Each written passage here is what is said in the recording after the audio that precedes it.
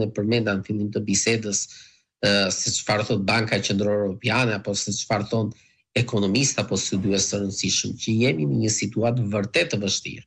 Uroj që të kaloj sa më shpejt, por që me sa duket nuk ka për të paktën është deklaruar që nuk ka për të zgjidhur kollaj, sepse Shtetet e Bashkuara të Amerikës, ato që deri diku e nisën këtë konflikt në Iran, para pak ditësh presidenti i atyre shtete deklaroi që ngushtica e Hormuzit nuk është më problemi im, po është problemi i Bashkimit Evropian të merren ata me zgjidhje, kështu që nuk është e thjeshtë që të gjendet një zgjidhje afatshkurtër. Në qartë, Bashkimi Evropian nga tjetër thotë ne ndërhyjmë, po vetëm po të mbarojnë luftimet atje dhe në mënyrë paqësore, kështu që po nuk duket, në fakt ka kaluar mbi një muaj dhe nuk ka ende asnjë zgjidhje për këtë. Nuk është vetëm çështja e naftës apo jo, siç e thatë zoti Muço. Të gjitha çmimet ndikojnë pastaj njëri tjetrin. Shiko, duhet të jemi koshent. Nafta është vetëm njëri nga problematikat që ne shikojmë e prekim çdo ditë, ndoshta që i mëshohet më shumë edhe nga media publike, po më beso problemi i vërtet janë produktet bujqësore, produktet elektorale që po shikojnë një rritje të çmimeve, sepse duhet kemi parasysh që në Shqipëri, nëse në Bashkimin Evropian rreth 18% e buxhetit familjar shkon për të konsumin të mirave ushqimore dhe pijeve jo alkolike, në Shqipëri ky nivel shkon deri në 41%.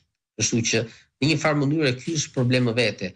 Dhe më beso në këto raste dhe qeveria është, është e pamundur që të ndorhyjë për të dhënë një zgjidhje emergjente, atë jo më kote dhe ti e përmende me të drejtë që çfarë të thonë këtë, duhet të mbështesësh treshtat vulnerabile më tepër se sa të ndorhysh në treg.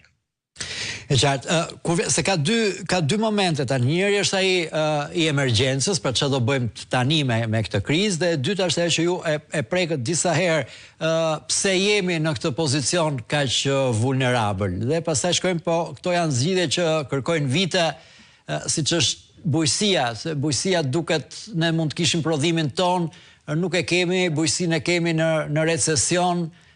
Nuk e di sa vite mund të duhen, edhe sikur të ndryshojnë politikat tona 100% tani, nuk e di sa vite mund të duhen që ne ta rikthejmë bujqësinë dhe blegtorinë në nivel funksional, nëse është e arritshme kjo ndonjëherë me këtë pikë që ka arritur. Pra, se ndonjëherë do të bëjmë sikur fshihemi pas gjërave. Është fakt që në Shqipëri Bashkimi Evropian me anë të fondeve të IPARD-it dha disa para dhe ideja ishte që kjo sasi do ishte në rritje në mënyrë të vazhdueshme.